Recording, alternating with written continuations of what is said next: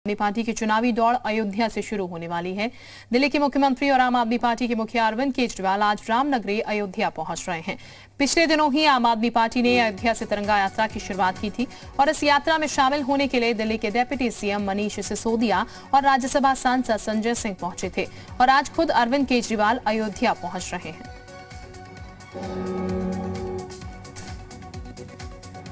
तो अरविंद केजरीवाल का अयोध्या दौरा भी आज होगा। सरयू आरती में वो शामिल भी होंगे शाम को और रामलला के दर्शन करने के लिए कल पहुंचेंगे। हनुमानगढ़ी में भी हाजिरी अपनी लगाएंगे, लेकिन उससे पहले अभी उनकी पेशी इस वक्त चल रही है।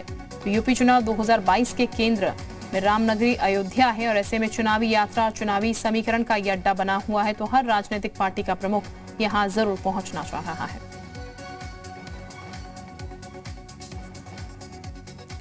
तो ग्राफिक्स के जरिए भी लगातार हम आपको दिखा रहे हैं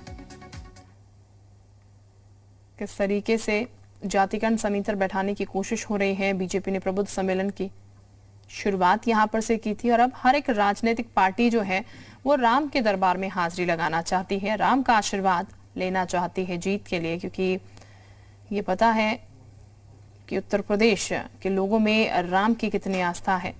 और अब कोशिश यही हर एक राजनीतिक पार्टी की कि वहां पर अपनी हाजिरी लगाए। शुभम और मनमीत इस वक्त हमारे साथ ज्यादा जानकारी के साथ जुड़ चुके हैं। मनमीत का सबसे पहले रुख कर लेते हैं। मनमीत, केजरीवाल चूंकि अयोध्या पहुंचेंगे, अभी तो उनकी पेशी चल रही है, लेकिन कल रामलला के दर्शन करेंगे, हनुमानगढ़ी भी जाएंगे। ये कहा जाए कि हर किसी को पता है कि रामलला के दर्शन करेंगे, आशीर्वाद मिलेगा, तो बहुत कुछ चीजें जो है वो सुलझी हुई नजर आएंगी चुनाव को लेकर। उसी के लिहाज से फिलहाल इसे देखा जाए। देखिए, निश्चित रूप से ये पूरी चुनावी जो पूजा पाठ जिसे कहते हैं कि वो चुनावी है, इसमें कहीं से भी आस्था नहीं झलक रही है। यही कारण है कि अयोध्या के साधु संतों ने भी इनके ऊपर ये सवाल उठाया कि 2022 के विधानसभा चुनाव से पहले ही भगवान श्री राम को उनके याद क्यों आई है। हालांकि आज ये दोपहर 4 बजे के करीब अयोध्या पहुंचेंगे और उसके बाद यहाँ पर 6 बजे के करीब सरयू आरती में शामिल होंगे। सरयू आरती में शामिल होने के बाद रात्रि यहाँ विश्राम करेगा और सुबह 8 बजे कल के समय में, मतलब कि 26 अक्टूबर को हनुमानगढ़ी और राम जन्मभूमि सुबह 8 बजे जाने का इस तरीके का इनका कार्यक्रम है। लेकिन इस पूरे कार्यक्रम पे अयोध्या के साधु संतों ने एक बड़ा सवाल खड़ा किया है कि आखिर 2022 का जब चुनाव आया तो अरविंद केजरीवाल क्यों भगवान राम को याद कर रहे हैं। ये सियासी मायने एक प्रकार से कहीं से कि उनकी धार्मिक आस्था इसमें नहीं झलक रही है, क्योंकि जिस समय उनको बात करना चाहिए था, जब मसला चल रहा था अयोध्या का, उस समय उन्होंने कभी नहीं कुछ बोला। जब फैसला आया उस समय भी कुछ नहीं बोला। लेकिन अब जब चुनावी मौसम आ गया है, 2022 का विधानसभा चुनाव है, तो ऐसे में अगर केजरीवाल अयोध्या चलिए आपको रोकना चाहेंगे मनमीत। इस वक्त मनीष शुक्ला जी हमारे साथ जुड़ चुके हैं बीजेपी से। मनीष जी, बहुत स्वागत है आपका जी उत्तर प्रदेश उत्तराखंड पर। मनीष जी, अब केजरीवाल भी हाजिरी लगाने के लिए पहुंच रहे हैं रामलला के दरबार में, आस्था है या फिर सिर्फ चुनावी यात्रा मानकर चले? देखिए, जो पुराने आचरण होते हैं, बयान होते हैं, उसके आधार पर ही किसी भी व्यक्ति का मूल्यांकन होता है जी। और जहाँ सरकार चल रही है वहाँ वो कैसे चल रहे हैं वो भी एक मूल्यांकन का तरीका है। दिल्ली की सरकार तो ये बहुसंख्यक धर्म के खिलाफ जो भी हो सकता है वो कर रही है। दंगे करवाते हैं, दंगों में धर्म के आधार पे एक पार्टी बनकर दिल्ली की सरकार खड़ी होती है। और इनका एक वीडियो तो सबने देखा ही होगा, किस तरीके से बता रहे थे कि नानी ने कहा कि वो हमारा अयोध्या नहीं हो सकता, वो हमारा मंदिर नहीं हो सकता। तो केजरीवाल की नानी तक तो विरोध कर रही थी इसका, ऐसा केजरीवाल जी ने कहा, हमारा नहीं कहना। तो वो केवल और केवल चुनाव के लाभ के लिए इस तरह से ऐसी जगह से शुरुआत भले कर रहे हो। यद्यपि आम आदमी पार्टी की कोई प्रासंगिकता उत्तर प्रदेश के चुनाव में नहीं है, फिर भी ये जो स्टंट है ये केवल और केवल चुनाव को देखकर है। अगर उनका जिस खोल में वो जिस खोल को ओढ़ के बैठेगा उसको आप हटाएंगे तो अंदर से ही ये तथाकथित वही निकलेंगे जो कांग्रेस, समाजवादी पार्टी और इस तरह के दल के लोग हैं, वैसी इस दल की तरह ये भी निकलेंगे।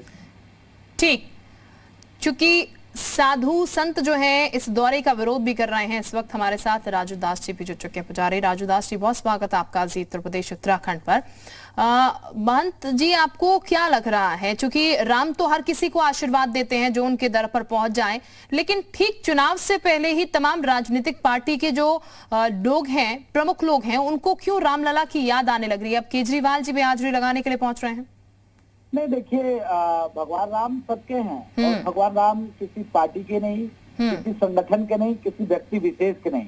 पार ब्रह्म परमात्मा हर वक्त, हर बच्चा, हर भक्त और हर हिंदू जनमानस के हैं। लेकिन देखिए किस प्रकार से केजरीवाल ने यू टर्न लिया।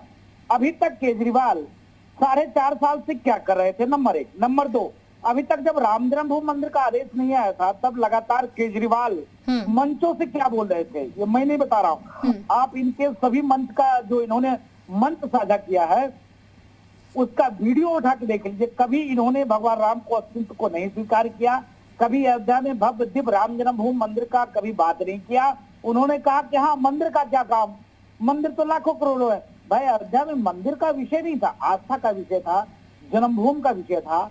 अब देखिए क्या इनको आन पड़ी, अब चुनाव आ गया तो चुनाव में देखिए यही है केजरीवाल जो मंदिर आना शुरू कर दिए। हनुमानगढ़ी आएंगे, राम जन्मभूमि जाएंगे, सरजू जी का मतवान करेंगे, आरती करेंगे। तो ऐसे कालनेमी चुनावी हिंदू से, एक्सीडेंटल हिंदुओं से सावधान होने की जरूरत है। ये लोग कालनेमी हैं, अवसर पाके अपना रंग बदल देते हैं। आने वाला चुनाव है, हर राजनीतिक दल को अब ये लग गया कि हिंदू जनमानस एक साथ हो गया है, तो बिना हिंदू जनमानस को साधे काम मेरा चलने वाला। बिल्कुल, यानी कि कुल मिलाकर कहा जाए कि अब सिर्फ राजनीतिक दृष्टि से देखा जा रहा है। बहुत शुक्रिया आपका, मनीष, आपका भी बहुत शुक्रिया हमारे साथ जुड़ने के लिए। फिलहाल